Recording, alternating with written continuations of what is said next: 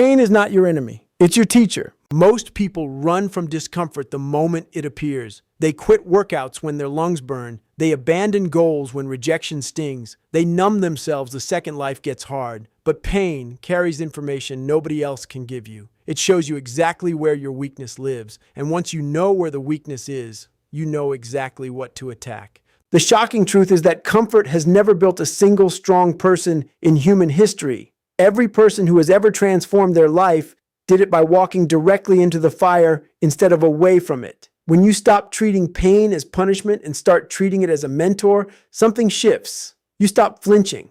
You stop negotiating with yourself. You start collecting pain the way other people collect achievements, because you understand each painful rep, each painful rejection, each painful mile is quietly rebuilding your nervous system to tolerate more than it ever could before. This is why some people crumble under a bad day, while others use their worst days as fuel for their biggest comebacks. The difference was never talent. It was their relationship with pain. This keynote sets the emotional foundation for the entire speech, because everything else, discipline, mental toughness, accountability, is impossible to sustain if a person is still terrified of hurting. The speech must hit this point hard and early, because it reframes the entire audience's definition of struggle before asking anything else of them. You are only using 40% of what you're capable of. When the body and mind hit exhaustion, they lie. The brain sends a false signal of "I'm done" as a protective mechanism long before the body is actually finished, a survival instinct built for a world that no longer exists.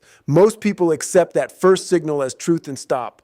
But there is a governor inside every human being, an internal ceiling installed by comfort, fear, and repetition of quitting, and it sits nowhere near the actual limit. The people who accomplish extraordinary things aren't more gifted. They've simply trained themselves to recognize that first wall as fake and keep pushing past it until they hit the real one, which is almost always much, much further away. This is the most shocking revelation for most listeners. They've spent their entire life stopping at 40% and calling it their max. Every time someone convinces themselves they can't, they are really saying, "I won't." The moment a person tests this ceiling, pushes past the quitting point just once, they can never again lie to themselves about their true capacity. This keynote should be delivered with intensity and urgency because it directly challenges the audience's excuses in real time. It's not motivational fluff. It's a mental correction, forcing listeners to question every time they've quit and wonder how much they left on the table.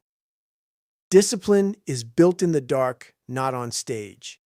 Everybody wants the trophy, the applause, the transformation photo. Nobody wants the 4 a.m. alone in silence, doing the work with zero witnesses and zero reward. But that's exactly where real change is forged. The public moments are just the receipts. The actual transaction happens in private, in the unseen hours when no one is clapping and no one would even know if you quit. This is the separator between people who dream and people who become. Anyone can perform discipline when people are watching. That's not discipline, that's image management. True discipline is choosing the hard right thing when there's absolutely nothing to gain socially and everything to gain internally. The shocking part is realizing most people fail, not because they lack ability, but because they only try hard when an audience exists to validate them. Take away the audience, and their effort disappears with it. To build an unshakable mindset, a person must learn to become their own witness, their own judge, their own source of pride, because external validation is unreliable and temporary, but self-respect earned in silence compounds forever. This note should push the audience toward the idea that greatness isn't a public event, it's a private habit repeated relentlessly until it becomes identity, whether or not the world is watching. Radical accountability. Stop blaming, start owning. The most dangerous sentence a human being can say is, "It's not my fault." The second someone hands responsibility away to their parents, their environment, their bad luck, their circumstances, they hand away their power to change anything. Excuses feel good in the moment because they protect the ego, but they are a slow poison that guarantees the same outcome forever. Radical accountability means looking directly at your life, your results, your failures, and asking one brutal question: what did I do or fail to do to end up here? This is uncomfortable, even shocking, because it removes every comfortable narrative a person has built to protect their self-image. But that discomfort is the price of freedom. The moment you own 100% of your outcomes, good and bad, you reclaim 100% of your power to change them. Nobody is coming to save you, and that's not a tragedy, that's liberation, because it means the solution was never outside your control to begin with. This keynote must land as a mirror moment for the audience, a direct, uncomfortable confrontation with their own excuses, forcing them to recognize how often they've protected their comfort by blaming something outside themselves instead of doing the harder work of change. Turn your wounds into weapons. Everyone has a wound. Rejection, failure, humiliation, loss, a version of themselves they were ashamed of. Most people bury that wound and spend a lifetime avoiding it, letting it quietly control their decisions from the shadows. But the wound doesn't have to be a weakness to hide. It can become the exact fuel that drives a person further than comfort ever could. The people who accomplish the impossible usually aren't the ones with the easiest stories. They're the ones who took their most painful chapter and converted it into unstoppable motivation. This is where transformation truly begins, not in denying the wound, but in weaponizing it. Every time doubt creeps in, that old wound becomes proof of what you've already survived. And if you survived that, this new challenge is nothing in comparison. The shocking twist here is that the very thing people are most ashamed of is often the most powerful resource they possess, sitting unused because they never dared to look at it directly. This keynote should carry emotional weight, inviting the audience to stop running from their past pain and instead extract strength from it, understanding that their scars are not proof of damage, they're proof of capacity. Become uncommon among the uncommon. Most people are content chasing normal, a decent job, a comfortable routine, minimal risk, average results. But there's a smaller circle of people who reject normal entirely and choose to be uncommon. And within that circle, an even smaller, rarer group pushes further still to become uncommon among the uncommon. This is the final evolution of mindset. Not just doing more than average people, but doing more than people who are already exceptional. It means when disciplined people rest, you keep going. When motivated people celebrate small wins, you set a harder target immediately. This sounds extreme, even shocking, because comfort has convinced society that good enough is a virtue, when in reality it's the biggest trap keeping people from their true potential. To reach this level requires obsession, not casual interest, total ownership, not partial effort, relentless pursuit, not occasional bursts of motivation.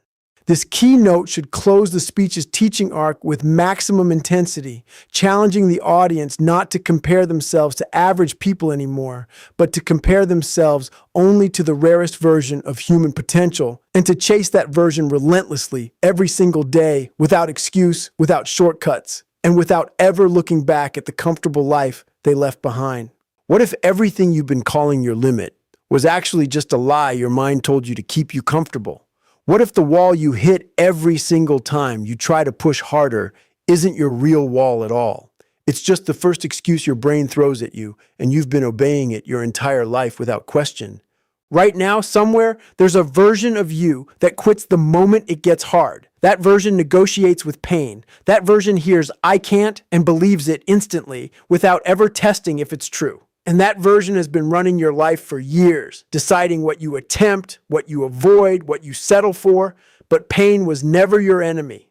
Pain is the only honest teacher you'll ever have. It doesn't lie to you. It doesn't flatter you. It shows you exactly where you're weak, so you know exactly where to strike. Every time you run from it, you stay exactly the same. Every time you walk into it, you rebuild yourself from the inside out. Here's the truth nobody wants to hear. You are operating at a fraction of what you're actually capable of. When your mind screams, "I'm done," your body has barely started paying the real bill. That's not weakness. That's biology protecting you from a threat that doesn't even exist anymore. And the people who accomplish the impossible aren't more talented than you. They simply stopped believing that first signal. They pushed past the fake wall until they found the real one. And the real one was always further than they imagined. Discipline isn't what you perform when people are watching. Discipline is what you do at 4 a.m. when there's no applause, no camera, no witness, just you deciding to become someone different while the rest of the world sleeps. Anyone can look motivated in public. Real transformation happens in the dark, alone, repeated until it becomes who you are. And stop blaming everything outside of you. Stop handing your power away to your circumstances, your past, your bad luck. The moment you say, it's not my fault, you also say, it's not in my control.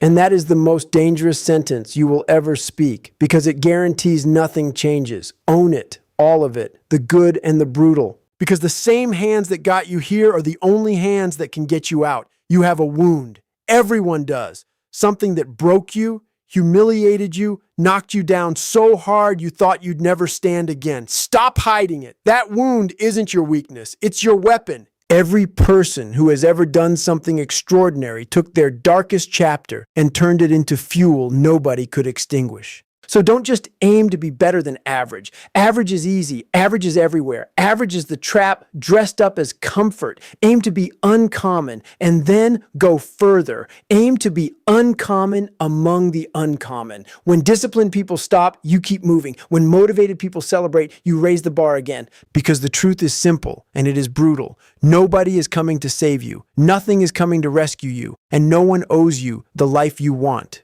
You have to take it. One brutal, uncomfortable, unglamorous rep at a time. The only question left is whether you're finally ready to stop lying to yourself about your limits or whether you're going to keep living inside that 40%, calling it your best when your best was always waiting on the other side of the pain you've been avoiding your whole life. This is the moment where excuses run out. You now know the wall isn't real. The pain is a teacher. The dark hours are where you're built. And the wound you've been hiding is actually your greatest weapon. Knowledge without action changes nothing. So the only thing left is to close this video and go prove it to yourself. Not tomorrow, not Monday, now. Because the uncommon life you want is on the other side of the very discomfort you've been running from your entire life.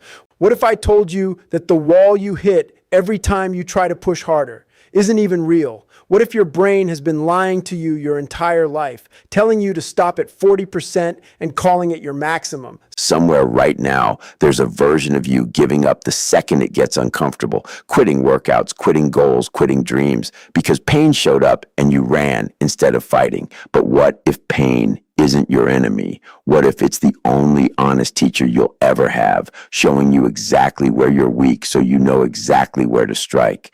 What if the real you, the uncommon one, the relentless one, has been buried under every excuse you've ever accepted? Stop blaming your circumstances. Stop waiting to be rescued. Nobody is coming. What if today is the day you finally stop obeying that fake wall and go find out how far the real one actually is?